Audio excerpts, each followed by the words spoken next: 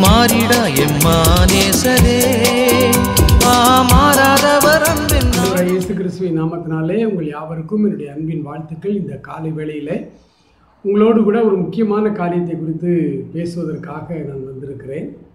நேற்றைய தினத்திலே ஒரு சகோதரியின் இடத்திலே ஒரு கேள்வி கேட்டிருந்தார்கள் வாட்ஸ்அப் மூலமாக. அந்த கேள்விக்கு ஆன ஒரு பதிலை தெளிவாக நம்ம கொடுக்க வேண்டியது அவசியமாய்ப்படுகிறது. அந்த கேள்வி எல்லாருக்குமே இருக்கிற கேள்வி தான். அதனால் அதை குறித்து நம்ம அதிகமாக யோசிக்கிறது இல்லை என்று நினைக்கிறேன். அந்த கேள்வியில் அவர்கள் கேட்ட கேள்வியை நான் முதலாவது சொல்லிவிடுகிறேன். 1 பேதுருவின் புத்தகம் 3வது அதிகாரம் 20வது வசனத்திற்கும் 1 பேதுருவின் புஸ்தகம் 4ஆம் அதிகாரம் 6வது வசனத்திற்கும் என்ன விளக்கம் என்று கேட்டிருந்தார்கள். இப்போ அந்த 2 வசனத்தையும் நம்ம வாசித்து பார்க்கலாமா? 1 பேதுரு 3ஆம் அதிகாரம் 20வது வசனம். அந்த ஆவிகள் பூர்வத்திலே நோவா பேழையை ஆயத்தம்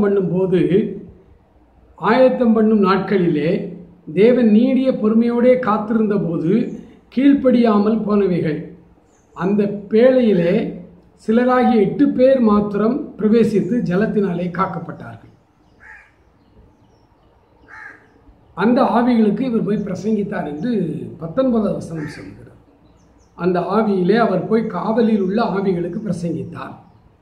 அந்த காவலில் உள்ள ஆவிகள் யார் என்றால் நோவா காலத்திலே கீழ்ப்படியாமல் போன ஆவிகள் என்று எழுதப்பட்டிருக்கிறது.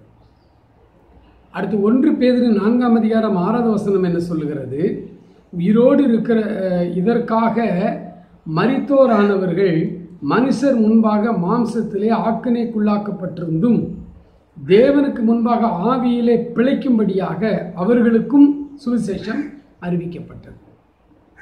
இப்போ இது 2 வாசம்னே என்ன சந்தேகம் இதில் வருகிறது அப்படின்னு கேட்டிங்கன்னா, மாம்சத்தில் ஆக்கினைக்குள்ளாக்கப்பட்டிருந்தும் தேவனுக்கு முன்பாக ஆவியிலே பிழைக்கும்படிக்கு அவர்களுக்கு சுவிசேஷம் அறிவிக்கப்பட்டது. என்ன நமக்கு எண்ணங்கள் வருகிறது அப்படின்னா, மாம்சத்தில் நம்ம பாவத்தில் ஆக்கினைக்குள்ளாக்கப்பட்டு இறந்தாலும் ஆவியில் நம்ம பிழைச்சிக்கலாம் அப்படிங்கிற மாதிரி ஒரு தவறான எண்ணம் இந்த வசனத்திலே மேல்போக்காய் படிக்கும்பொழுது அப்படி தெரியும். அதே போல் 1 பேதுருவின் புஸ்தகம் 3ஆம் அதிகாரம் 30வது வசனத்தில் அந்த ஆவிகளுக்கு போய் பிரசங்கம் பண்ணார். அவன் ஆவி ஆயிட்டான், இறந்துட்டான். அதுக்கு பிறகு ஒரு மறுபிறப்பு உண்டா, ஒரு ரட்சிப்பு உண்டா அப்படின்னு ஒரு கேள்வி. ஆக இந்த 1 பேதுரு 3:20 சொன்ன வார்த்தைக்கும் 1 பேதுரு 4:6 சொன்னதுக்கும் எந்த சம்பந்தமும் கிடையாது. ஹேல் அப்படின்னு ஒரு பரிசுத்தவான், ஒரு அறிஞர், அந்த புக்கே நான் உங்களுக்கு காட்டுறேன். நடைமுறை வாழ்வு புதிய ஏற்பாட்டு விளக்க உரை என்று அவர் ஒரு புஸ்தகத்தை வெளியிட்டிருக்கிறார். புதிய ஏற்பாட்டு தாமஸ் ஹேல் என்பவர். இவர் இதுக்கு ஒரு சரியான விளக்கத்தை அவர் தருகிறார். இவர் என்ன விளக்கம் கொடுக்குறாரு? புதிய ஏற்பாட்டில் ஒவ்வொரு வசனத்திற்கும் ஒரு விளக்கத்தை இவர் கொடுத்திருக்கிறார். அது ஓரளவு மேக்சிமம் சரியாக இருக்கிறதாக எல்லாராலும் ஒத்துக்கொள்ளப்பட்டது. ஆகவே இதை நான் பின்பற்றுகிறேன். இதில் போட்டிருக்கிற அந்த விளக்கத்தை அப்படியே நான் வாசிக்கிறேன். 1 பேதுரு 4ஆம் அதிகாரம் 6வது வசனம். அந்த வசனத்திற்கு இந்த தாமஸ் ஹேல் என்பவர் கொடுக்கிற விளக்கத்தை நாம் முதலாவது படிக்கலாம். மனிதர்களின் பாவங்கள் இம்மை வாழ்விலே நியாயம் தீர்க்கப்படவும் கிறிஸ்துவில் விசுவாசம் வைப்பதின் மூலமாக அவர்களுடைய பாவத்திற்கான தண்டனை அகற்றப்படவும், அதாவது அந்த தண்டனை கிறிஸ்துவின் மேல் சுமரவும் தக்கதாக அவர்களுக்கு சுவிசேஷம் அறிவிக்கப்பட்டது. மரித்தோரானவர்கள் மனுஷர் முன்பாக மாம்சத்திலே ஆக்கினைக்குள்ளாக்கப்பட்டிருந்தும் என்று பேதுரு இங்கே கூறுவதன் கருத்து இதுதான். விசுவாசிகளின் சரீரங்களும் மற்ற மனிதர்களின் சரீரங்களைப் போலவே மரிக்கின்றன. காரணம், பாவத்திற்கான நியாய தீர்ப்பு மரணமாகும். ஆனால் அவர்களது ஆவிகள் மரிப்பதில்லை.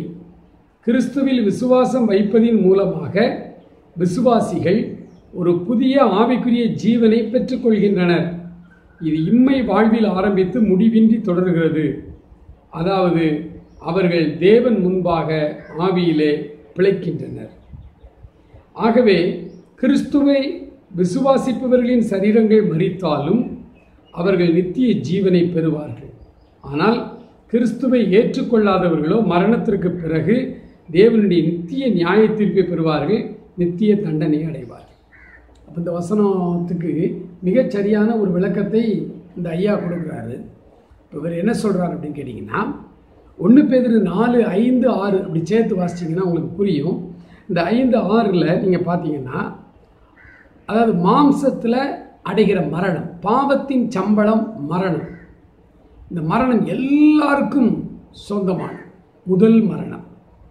2வது மரணம் தான் ரட்சிக்கப்படாதவர்கள், ஆண்டவரை ஏற்றுக்கொள்ளாதவர்கள், எவ்வளவுதான் நல்லவர்களாக வாழ்ந்தாலும் இயேசு கிறிஸ்துவை சொந்த ரட்சகராய் ஏற்றுக்கொள்ளாத அத்தனை பேரும் அந்த 2ஆம் மரணமாகிய, அவங்க ஆவியில் பிழைக்கிறது இல்லை, அவங்க 2ஆம் மரணமாகிய அக்னியும் கந்தம் எறிகிற அந்த அக்னி கடலிலே பங்கடைவார்கள்.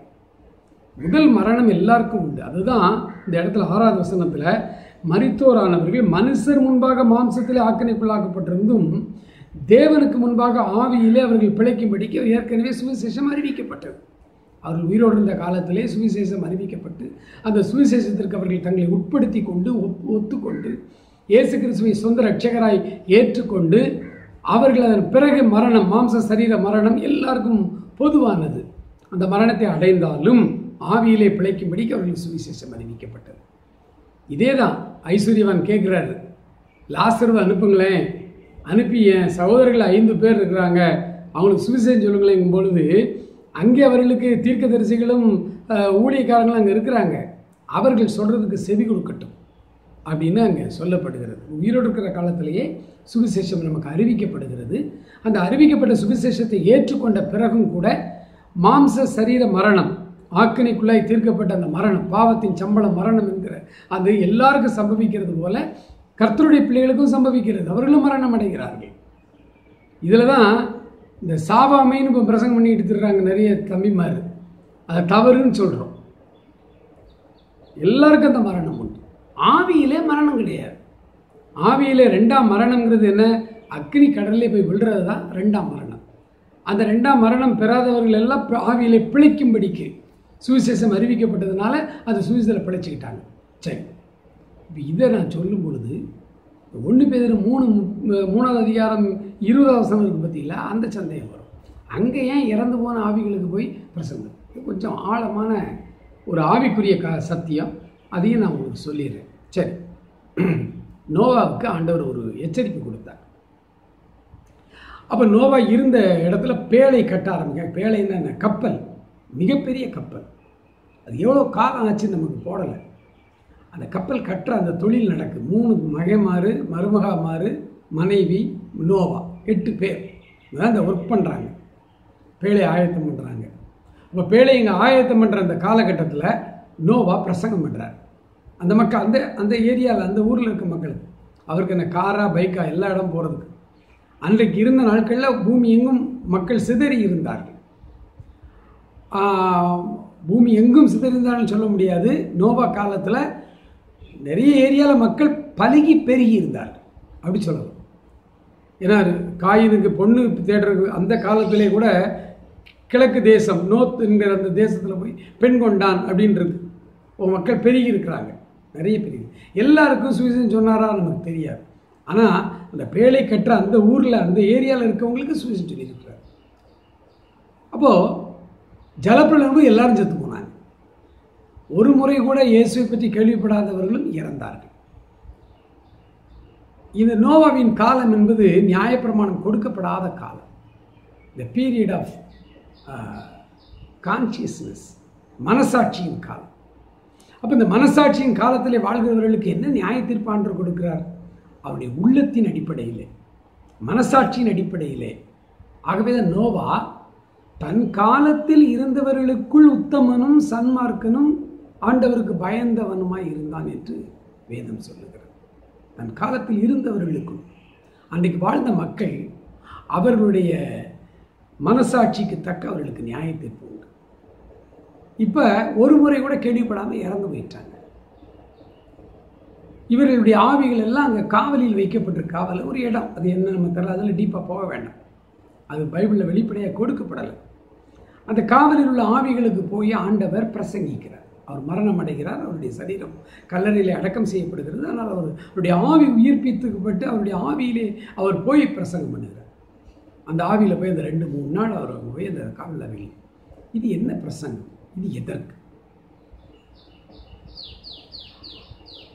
ஆண்டவர் நீதி தவறாத நியாயாதிபதி. அப்ப நீதி எல்லா பகுதிகளிலும் நடக்க வேண்டும். ஒரு முறை கூட கேள்விப்படாத அந்த மக்கள் மரித்து விட்டார்கள் கீழ்ப்படியாமை. அவர்களுக்கு நரக ஆக்கினை தீர்ப்பை நியாய தீர்ப்பு நாளிலே கடவுள் கொடுக்கும் கூட அவர்கள் கேட்பார்கள், எங்களுக்கு சொல்லலையே ஆண்டவரே, யாருமே எங்களுக்கு சொல்லலையே ஆண்டவரே.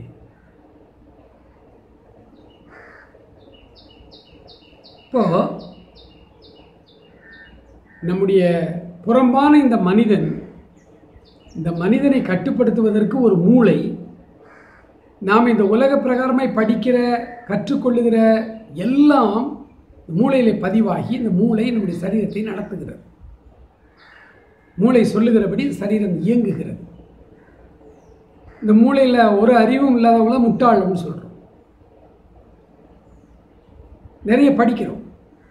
அதே போல உள்ளான மனிதன், ஆவியின் மனிதன், ஆண்டவருடைய ஜீவ சுவாசம் அவன். அந்த உள்ளான மனிதன், புறம்பான மனிதன் இந்த ஸ்தூல சரீரம், உள்ளான மனிதன் ஆவிக்குரிய சரீரம்.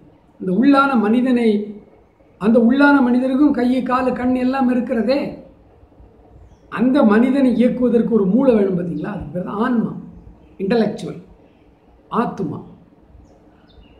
அந்த ஆத்துமா அறிவில்லாமல் இருப்பது நல்லதல்ல. நீதிமொழிகள் 19 வாசிக்கிறோம். ஆத்துமா அறிவில்லாமல் இருப்பது நல்லதல்ல, கால் துரிதமானவன் தப்பி நடக்கிறான்.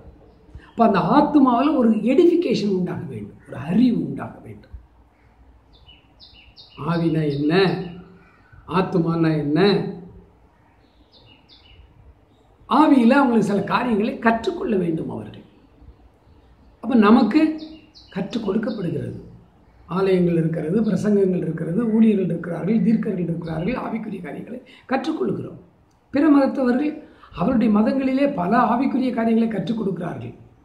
ஒருவேளை அவைகள் முற்று பெறாமல் இருக்கலாம். அதனால தான் 7 பிறவி இப்படி பல காரியங்களை அவங்க சப்போர்ட்டிவாக வச்சுருக்காங்க. அவர்களுக்கு இந்த ரட்சிப்பு இதெல்லாம் தெரியாது. அவர்களுக்கும் சுவிசேஷம் இல்லை. அதனால தான் நம்ம எதிர்ப்புகளுக்கு நடுவிலும் சுவிசேஷம் அறிவிக்கிறோம். உலகம் எங்கும் போய் ஆண்டவரை பற்றி சொல்ல வேண்டும். இந்த ஆவிகள் முதல் முறையாக ஜலப்பிரளயத்திலே மாண்டு போனதுக்கு என்ன எதுன்னு தெரியாது. அந்த ஆவியில் எந்த விதமான எடிஃபிகேஷனும் கிடையாது.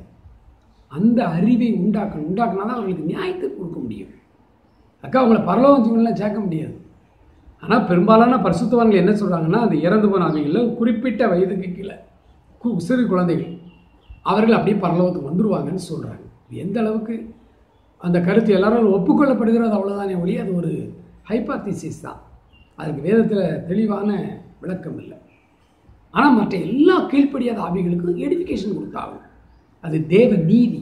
அதனால தான் ஆண்டவருடைய வருகைக்கு முன்பாக உலகமெங்கும் சர்வ சிருஷ்டிக்கும் சுவிசேஷம் அறிவிக்கப்பட வேண்டும். மத்திய 24 சீசர்கள் கேட்குறாங்க, நம்முடைய ராஜ்யத்தின் வருகைக்கு அடையாளம் என்னன்னு கேட்டும்போது சொல்ல, இந்த ராஜ்யத்தினுடைய சுவிசேஷம் பூலோகம் எங்கும் உள்ள சகல ஜனங்களுக்கும் சாட்சியாய் பிரசங்கிக்கப்படும், அப்பொழுது முடிவு வரும். அதாங்க நடந்து கொண்டிருக்கிறது. முடிவுக்கு நேராய் போய் கொண்டிருக்கிறோம். அப்போ இவர்களுக்கு சுவிசேஷம் அறிவிக்கப்படவில்லை. அவர்களுக்கு செல்ஃப் எடிஃபிகேஷன் உருவாக வேண்டும். இது எப்போ? நியாயப்பிரமாணத்துக்கு முந்தின காலத்தில் தான். நியாயப்பிரமாணத்துக்கு அப்புறம் தேவையில்லை. இப்போ கூட நிறைய பேர் அவரை ஒரு முறை கூட அறியாமல் மரித்து போகிறார்கள். அவர்களுக்கு தேவையில்லை. இவர்களுக்கு இன்னொரு செல்ஃப் எடிஃபிகேஷன் தேவையில்லை. அவர்களுக்கு எல்லாம் நியாயப்பிரமாண காலத்தில் வந்துட்டாங்க. எல்லாமே நியாயப்பிரமாண காலம் வந்து அப்புறம் கிறிஸ்துவின் காலம் வந்து ஏதோ காரியங்கள் வந்துருச்சு. அறிவிக்கப்படாமல் இப்பொழுது இறந்தால் குஜராத்திலோ ஒரிசாவிலோ காடுகளிலே, இந்தியா காடுகளிலே வாழ்கிற பல பழங்குடியினர் மக்கள், ஒரு முறை கூட ஆண்டவரை கேள்விப்படாத மக்கள், கோடிக்கணக்கான மக்கள் இந்தியாவில் இருக்காங்க. அவர்கள் இறந்தால் உடைய இரத்தப்பழி உங்கள் மேலும் என் மேலும் கேட்கப்படும். அந்த இரத்தப்பழிக்கு நாம தான் பொறுப்பு. எனக்கு அன்பானவர்களே, இந்த காலை வேளையில் இந்த 2 வசனத்துக்கான விளக்கத்தை சொல்லும் பொழுது நமக்கு ஒரு உத்தரவாதம் இருக்கிறது. நமக்கு ஒரு உத்தரவாதம் இருக்கிறது. தலையே போனாலும் பரவாயில்லை என்று ஏன் ஆதி காலத்தில் பக்தர்கள் சுவிசேஷத்தை பிரசங்கித்தார்கள்? இந்த சுவிசேஷத்தை அறிவித்தால் மரண தண்டனை விதிக்கப்பட்டது ஒரு காலத்தில். இந்தியாவிலே அப்படிப்பட்ட சூழ்நிலைகள் வந்து கொண்டே இருக்கிறது. கிறிஸ்தவர்களுக்கு பாதுகாப்பில்லை, மிஷினரிகளுக்கு பாதுகாப்பில்லை. வட இந்தியாவிலே அடித்து கொல்லப்படுகிறோம், ஆலயங்கள் இடிக்கப்படுகிறது. ஆனாலும் சுவிசேஷம் நடந்து கொண்டிருக்கிறது. காரணம் என்ன? ஒரு மனிதன் கேள்விப்படாமல் இறந்து விட்டால் அந்த இரத்தப்பழியை ஆண்டவர் நம்மிடத்தில் திருச்சபையின் இடத்திலே, திருச்சபை பிள்ளைகளாகிய உங்களிடத்திலும் என்னிடத்திலும் தான் அவர் கேட்பார். ஆகவேதான் நாம் துரிதமாக இதில் செயல்பட வேண்டும். ஒவ்வொரு நாளும் ஜெபிக்க ஆண்டவர் ஒருவர் கூட கேள்விப்படாமல் இறந்து விடக்கூடாது. தேசத்தில் உண்மை குறித்து அறியாமல், உண்மை தெரிந்து கொள்ளாமல் இறந்து போய்விடக்கூடாது. அறிவிக்கப்பட்டாக வேண்டும். இந்தியா முழுவதும் இயேசுவுக்கு சொந்தமாக வேண்டும் என்று கடவுள் எந்த இடத்திலும் சொல்லலை. அது நம்முடைய ஆசை, தப்பில்லை. ஆனால் ஆண்டவர் சொன்னது சர்வ சிருஷ்டிக்கும் சுவிசேஷத்தை பிரசங்கியுங்கள். அதில் ஏற்றுக்கொண்டவர்கள் வந்தால் திருச்சபை ஸ்தாபித்து அதில் அவங்கள சேர்த்து வைங்க, எடிஃபிகேஷன் பண்ணுங்க. ஆனால் எல்லாருக்கும் அறிவிச்சிடணும். அறிவிக்காமல் எவனும் செத்துறக்கூடாது. அப்படி இறந்த அந்த ரத்தப்படி நம்ம தலையில் கேட்பாராங்க. நான் அடிக்கடி பிரசங்கத்தில் சொல்லுவேன், சர்ச்சில் பேசும்போது, இந்தியாவின் ஜனங்களுடைய இரத்தப்பழிகளை ஆண்டவர் இந்தியாவை ஆட்சி பண்ணுகிற அல்லது இதுவரைக்கும் ஆட்சி பண்ணின ஆட்சி தலைவர்கிட்ட கேட்க போகிறதில்ல. இந்தியாவினுடைய இரத்தப்பழிகள் இந்திய கிறிஸ்தவர்கள்ட்ட தான் ஆண்டவர் கேட்பார். அதனால் நம்மளை அடித்தாலும் சரி, உதைச்சாலும் சரி, அவங்க நம்மளை என்ன பண்ணாலும் சரி, நம்ம சுவிசேஷம் அறிவிச்சே ஆகணும். எல்லாருக்கும், அறியப்படாதவர்களுக்கு, அறிஞ்சவங்களுக்கே சொல்லிகிட்டு இருக்கணும்னு அவசியம். அறிஞ்சவங்களுக்கு அடுத்தடுத்த காரியங்களை சொல்லாது. அறியாதவர்கள் இன்னும் ஏராளமான பேர் இருக்காங்க. அவர்களுக்கு போய் நம்ம சொல்லணும். அவர்களுக்கு போய் சொல்லணும். எனக்கு அன்பானவர்களே, இந்த 1 பேதுரு 3ஆம் அதிகாரம் 20வது வசனம் அது ஒரு தனியான காரியம். 1 பேதுரு 4ஆம் அதிகாரம் 6வது வசனம் அது வேற காரியம். எதிலுமே பிழை இல்லை. ஒருவேளை மறுத்த பிறகு தப்பிச்சுக்கலான்னு நினைக்காதீங்க. இந்த கொஸ்டினுடைய ஆழமான நோக்கமே கிறிஸ்தவர்களுக்கு என்னென்னா, நம்ம என்ன தப்புனாலும் இறந்த உடனே நமக்கு ஒரு மறுபிறப்பு கிடைச்சிடாதா, அல்லது அதுக்கப்புறம் நம்ம தப்பிச்சுக்கலாமா அப்படின்னு ஒரு நப்பாசையில் தான் இந்த மாதிரியான சந்தேகங்கள் வருது. பரவாயில்ல, தப்பு இல்லை. தெளிவான விளக்கத்தை புரிந்து கொள்ள இருக்கும் பொழுதே நம்ம ரட்சிக்கப்பட்டு ஆண்டவரை ஏற்றுக்கொள்ள வேண்டும். அப்போது நமக்கு ஆவியிலே நாம் தேவனுக்கு பிழைத்துக் கொள்வோம். அதற்குத்தான் சுவிசேஷம் அறிவிக்கப்படுகிறது. ஒருவர் கூட ஆண்டவரை அறியாமல் கெட்டு போய்விடக்கூடாது. அது இன்றைக்கு இருக்க கிறிஸ்தவர்கள் கையில் இருக்கிறது. அது இந்தியா போன்ற மிகப்பெரிய நாடு, தேவை உள்ள நாடு, ஒரு முறை கூட ஆண்டவரை அறியாத மக்கள் இருக்கிறார்கள். உடனடியாக நீங்கள் செயல்படுங்கள். இந்த கேள்வி பதிலை கேட்கிற ஒவ்வொருவரும் முடிந்த அளவு அறியாத மக்கள் நடுவில் நடக்கிற ஊழியங்களுக்கு உதவி செய்யலாம். நீங்கள் அறியாத மக்களுக்கு நடுவிலே செய்யப்படுகிற அந்த ஊழியங்களில் நீங்கள் பங்கெடுத்துக் கொள்ளலாம். எதையாவது செய்யுங்கள். ஆண்டவர் உங்களை ஆசீர்வதிப்பார். ஜெபிப்போமா? அன்பு நிறைந்த எங்கள் பரலோக பிதாவே, இந்த காலை வேளையிலே முரண்பாடு இருப்பது போல தோன்றுகிற இந்த 2 வசனங்களையும் நாங்கள் தியானித்தோம். அப்பா, கர்த்தர் எங்களுக்கு உதவி செய்தி. தாமஸ் ஹேல் என்பவர் எழுதின அந்த புதிய ஏற்பாட்டு விளக்க வேதாகமத்திலும் மூலமாக நாங்கள் கற்றுக்கொண்டோம். ஆண்டவரே, அதிகமான பரிசுத்தவான்கள் எதை கருத்தை ஏற்றுக்கொள்கிறாரோ அந்த கருத்தை நாங்களும் ஏற்றுக்கொள்கிறோம். தொடர்ந்து எங்களுடைய உத்தரவாதத்தை நினைவுபடுத்தியிருக்கிறீர். இந்திய கிறிஸ்தவர்களாகிய நாங்கள் என்ன செய்ய வேண்டும் என்று சொல்லி இருக்கிறீர். இதன் மூலமாக எங்களுக்கு ஒரு உத்தரவாதம் இருக்கிறது, சவால் இருக்கிறது. அதற்கு எங்களை ஆயத்தப்படும், எங்களை ஒப்புக் கொடுக்கிறோம். தொடர்ந்து வழிநடத்தும். தேசத்தை இரட்சி. தேசத்தின் கடைகோடி மனிதனுக்கும் சுவிசேஷம் அறிவிக்கப்பட ஆண்டவரை என்னை எடுத்து பயன்படுத்தும், எங்களை எடுத்து பயன்படுத்தும். ஆசீர்வதிங்க. தொடர்ந்து காத்துக்கொள்ளும். இயேசு கிறிஸ்துவின் நல்ல நாமத்தில் ஜெபிக்கிறோம் எங்கள் அருமை பிதாவே. ஆமென். ஆமென்.